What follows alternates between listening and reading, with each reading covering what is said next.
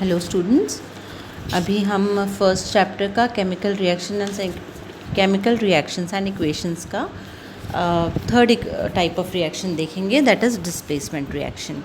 Okay, displacement reaction में क्या होता है? सी एक्टिविटी 1.9, इसमें इन्होंने 3 आयरन नेल्स लेने को बताया। आपको 3 आयरन नेल्स लेना है एंड कॉपर सल्फेट का सॉल्यूशन लेना है एक टेस्ट ट्यूब में। इसको एक स्टैंड पे ऐसे फिक्स किया हुआ है और इसमें से 2 जो आयरन नेल्स हैं इसको हमें एक स्ट्रिंग पे होल्ड करके इस कॉपर सल्फेट के सॉल्यूशन में डिप करना है। इसको थोड़ी देर डिप रहने देना है, अप्रॉक्सीमेटली 20 मिनट्स। उसके बाद हम इसको बाहर निकाल के जो थर्ड आयरन नेल है ना, वो हमने सिर्फ कंपैरिजन के लिए लिया था, उससे कंपेयर करते। और डिप करने से पहले one more important thing, we need to clean that iron nail by with the help of a sand paper. उसको अच्छे से घिस के उसको पूरा क्लीन कर लेना है, जिसके ऊपर उसके ऊपर जो भी डस्ट पार्टिकल्स हैं या कोई ऑक्सीडाइज्ड लेयर है वो क्लीन हो जाएगी। उसके बाद जब हम कॉपर सल्फेट के सॉल्यूशन में से निकालते हैं उस आयरन नेल को, तो जो थर्ड वाला हमारा एक्स्ट्रा आयरन नेल था उससे कंपेयर करते हैं, तो इसके ऊपर एक ब्राउन कलर की लेयर डिपॉजिट हो चुकी रहती है हमारे आयरन नेल पे, जो कि कॉपर सल्फेट के सॉल्यूशन में डिप था। And the colour of copper sulphate solution भी फेड हो चुका रहता है। Why? Because it got reacted with that iron, है ना। आयरन से रिएक्ट होके उसके ऊपर उसने एक लेयर फॉर्म कर दिया है। So what is the reaction actually taking place is iron is reacting with the solution of copper sulphate and it gives ferrous sulphate. ठीक है, जो आपको आयरन के ऊपर लेयर दिख रहा है that is the layer of ferrous sulphate and copper is solid copper form हो रहा है। Okay, in this reaction iron has displaced and removed another element copper from copper sulfate solution. Iron, अब आपको इस copper sulphate के solution में iron मिलेगा। Iron displace the copper from the copper sulphate solution and the reaction is known as displacement reaction. Iron ने copper को displace कर दिया है, आयरन ने कॉपर को सॉल्यूशन से हटा दिया है और खुद ने उसकी जगह ले ली है, और copper it is in the form of solid जो कि हमें आयरन नेल के ऊपर मिलता है, that is the copper of brown colour. So ये एक डिस्प्लेसमेंट रिएक्शन है जिसमें एक एलिमेंट दूसरे एलिमेंट को हटा के उसकी जगह ले रहा है। तो क्योंकि हटा के उसकी जगह लेना है कॉल्ड द डिस्प्लेसमेंट, इसलिए इसको डिस्प्लेसमेंट रिएक्शन कहते हैं। In this reaction iron has dipped और removed another element copper from copper sulphate solution. Iron ने कॉपर सल्फेट के सॉल्यूशन में से कॉपर को हटा दिया है और उसकी जगह ले ली है। This reaction is known as displacement reaction. Other examples of displacement reactions are zinc react with copper sulphate. अब सेम अगर हम आयरन को हटा दें और जिंक को देखें तो जिंक के ग्रैन्यूल्स डाल दें उसमें, तो zinc react with and it also replaces copper and takes its place and form the zinc sulfate solution, और copper solid form में अलग हो जाएगा। Similarly lead also displaces copper from its copper chloride solution। अभी यहाँ पे सिर्फ sulphate की जगह हम क्लोराइड यूज़ कर रहे हैं। कॉपर क्लोराइड सॉल्यूशन में से लेड कॉपर को डिस्प्लेस कर रहा है, हटा रहा है, और उसकी जगह कॉपर के साथ खुद आ गया है और कॉपर अलग हो गया है। We can see in this reaction कि जो भी एलिमेंट्स हैं जैसे iron, zinc, lead are more reactive element than copper, इसीलिए तो वो कॉपर को हटा के उसकी जगह ले रहे हैं। तो एक मोर reactive element displaces the less reactive element from its solution is called displacement reaction. Now double displacement reaction, मतलब एक एलिमेंट को हटा के जब मोर रिएक्टिव एलिमेंट जो लेस रिएक्टिव एलिमेंट है उसकी जगह ले लेता है तो उसको हम डिस्प्लेसमेंट रिएक्शन कहते हैं। Now the double displacement. अब डबल डिस्प्लेसमेंट में क्या होता है कि म्यूचुअल एक्सचेंज होता है, मतलब एक आयन दोनों ही कंपाउंड्स होते हैं। यहाँ पे एक एलिमेंट था, एक एलिमेंट नहीं होगा, दोनों कंपाउंड्स रहेंगे। जैसे सोडियम सल्फेट है और ये बेरियम क्लोराइड है। Okay, sodium sulphate and barium chloride ये अलग अलग टेस्ट ट्यूब में लिया और जब दोनों को मिक्स कर दिया जाता है तो एक क्या होता है, एक इनसॉल्युबल सब्सटेंस फॉर्म होता है जो कि नीचे जाके बॉटम में बैठ जाता है। जैसे हम पानी को मिक्स करेंगे विद शुगर तब तो पूरी डिज़ोल्व हो जाएगी, हमें शुगर के क्रिस्टल्स बिल्कुल दिखाई नहीं देंगे। लेकिन अगर हम पानी में मिक्स करेंगे सॉइल तो क्या होगा, आफ्टर सम टाइम वो सॉइल नीचे बैठ जाएगी, it will not get mixed with that water. So this type of whatever we get at the bottom at the end of the reaction is called precipitation reaction, और science के term में हम जो बैठा वाला इनसॉल्युबल सब्सटेंस होता है ना, जो नीचे जम जाता है, उसको हम कहते हैं प्रेसिपिटेट, और इस रिएक्शन को कहते हैं precipitation reaction. Like the example is sodium sulphate is reacting with barium chloride. दोनों ही एक्वस सॉल्यूशन के फॉर्म में है, लिक्विड फॉर्म में है, and it gives barium sulphate. अब बेरियम सल्फेट सॉलिड है और NaCl सोडियम क्लोराइड ये एक्वस फॉर्म में है, तो बेरियम सल्फेट का प्रेसिपिटेट फॉर्म हो रहा है, इसलिए इसको कहते हैं precipitation reaction. A reaction in which new compounds are formed by mutual exchange of ions between two compounds are called double displacement reaction. और इसमें एक प्रेसिपिटेट का फॉर्मेशन होता है.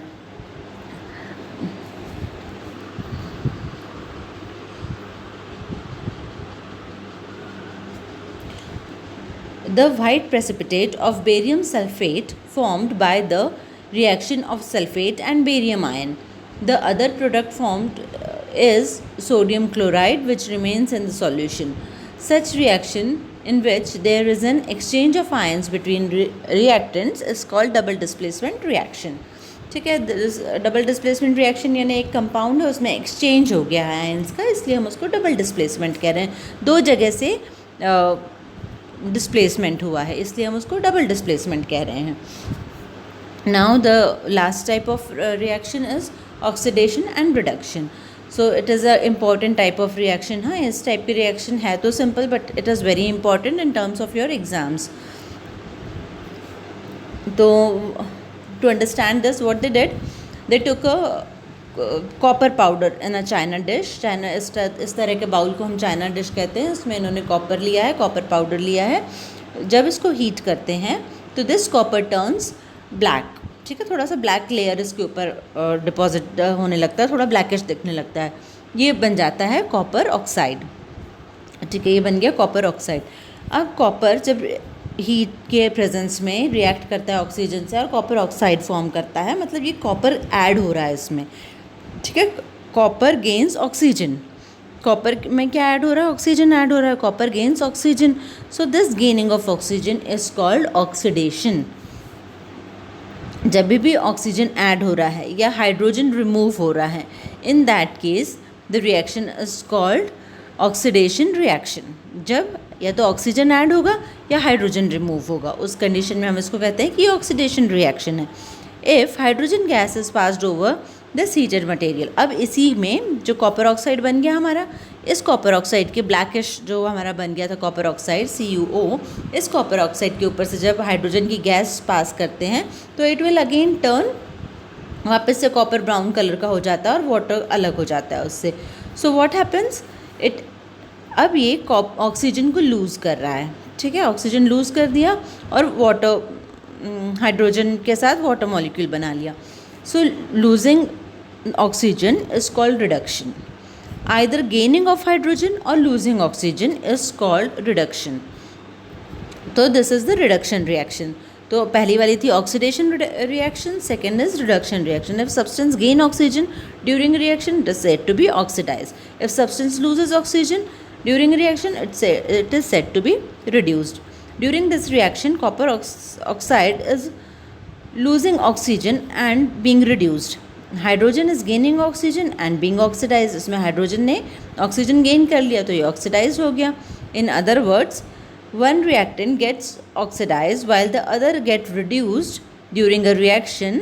अच्छा देखो, कॉपर से हटा ऑक्सीजन और हाइड्रोजन के साथ ऐड हो गया, यानी कॉपर से हटा तो अब तो ये रिडक्शन हुआ, लेकिन जब ये हाइड्रोजन के साथ ऐड हो गया तो ये ऑक्सीडेशन हो रहा है. तो इस तरह की रिएक्शन जिसमें ऑक्सीडेशन भी हो रहा है और रिडक्शन भी हो रहा है, इस रिएक्शन को कहते हैं ऑक्सीडेशन रिडक्शन रिएक्शंस और रेडॉक्स रिएक्शंस. इन्हीं रिएक्शंस को जहाँ पे ऑक्सीडेशन और रिडक्शन साथ में एक इक्वेशन में होता है, that is called redox reaction. Some more examples of redox reaction are copper, यही उसका दिया हुआ है कि ऑक्सीडेशन हो रहा है, नीचे उसका रिडक्शन हो रहा है. Some other examples, zinc oxide react with carbon.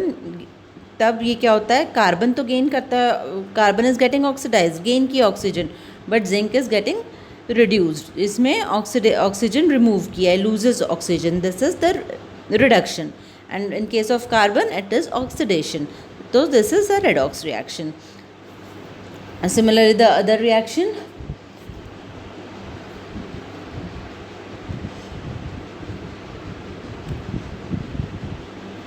from the above examples we can say that the substance gains oxygen or loses hydrogen during reaction, it is oxidized. If a substance loses oxygen and gain hydrogen during reaction, it is reduced.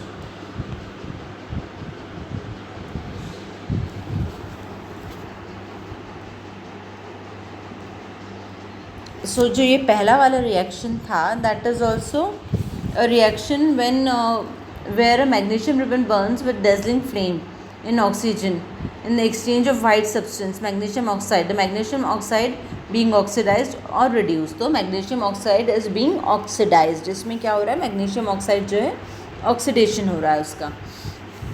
Now 1.3, have you observed the effect of oxidation reaction in everyday life? तो yes, oxidation काय में होता है, corrosion. जब किसी भी चीज़ में जंग लगता है तो दैट इज़ कॉल्ड कोरोजन. जंग लगना, जैसे आयरन में रस्टिंग होती है, आपका सिल्वर भी जो होता है वो ब्लैकिश लेयर फॉर्म कर लेता है, कॉपर के ऊपर एक ब्लैकिश लेयर हो जाती है, that is called the corrosion. Corrosion causes damage to car bodies, यानी आयरन को जो एक लेयर बन जाती है उसके ऊपर उसको प्रिवेंट करने के लिए हम ऑयलिंग करते हैं, ग्रीसिंग करते हैं, है ना. Iron railings, ships, to all objects made of metal, specially those of iron. Iron सबसे ज़्यादा कोरोड होता है, उसमें सबसे ज़्यादा कोरोजन होता है, राइट. ये क्यों होता है, because presence of moisture.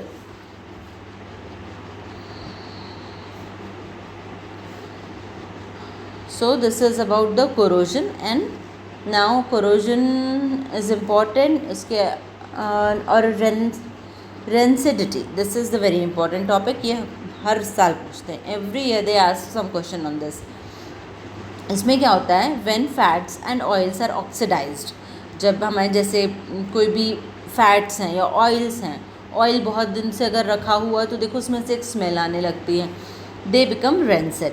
There smell and taste changes. जब स्मेल आने लगती है, टेस्ट में उसका चेंज हो जाता है. अगर हम उसको यूज़ करेंगे तो खाने का भी टेस्ट अलग से आएगा, स्मेल आएगी, हमें खाते भी नहीं बनेगा, ऐसा फूड हो जाएगा वो.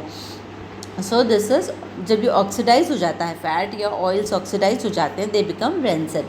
Usually substance which prevent oxidation, antioxidants, are added to food containing fats and oils. अब इन ऑयल्स और फैट्स को रेंसिड होने से बचाने के लिए एंटीऑक्सीडेंट्स ऐड किए जाते हैं. Keeping food in air tight containers help to slow down oxidation. अब एयर टाइट में रखा तो ऑक्सीडेशन स्लो हो जाएगा, लेकिन क्योंकि उसके अंदर एयर तो है, तो उस एयर के साथ, उस ऑक्सीजन के साथ तो वो रिएक्ट करके ऑक्सीडाइज हो सकता है, बट उसकी प्रोसेस स्लो हो जाएगी क्योंकि it is not totally free to the atmosphere, open in the atmosphere.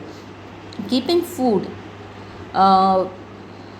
in airtight containers help to slow down oxidation. Do you know that chips manufacturers usually flush bags of chips with gas such as nitrogen to prevent the chips from getting oxidized. अब जो chips के less के packet usually बहुत उसमें हवा भरी होती है, एंड जब खोलो तो उसमें चिप्स का अमाउंट इतना सा रहता है, बट वाई दैट हवा is filled, why that gas is filled, that gas is filled so that वो जो चिप्स हैं उसमें से उसके जो ऑयल है वो ऑक्सीडाइज ना हो जाए, उसकी स्मेल ना आने लगे. To prevent that they use nitrogen. Okay, nitrogen gas का यूज़ करते हैं जो ऑक्सीडेशन को स्टॉप करता है. And we are done with this chapter. Thank you.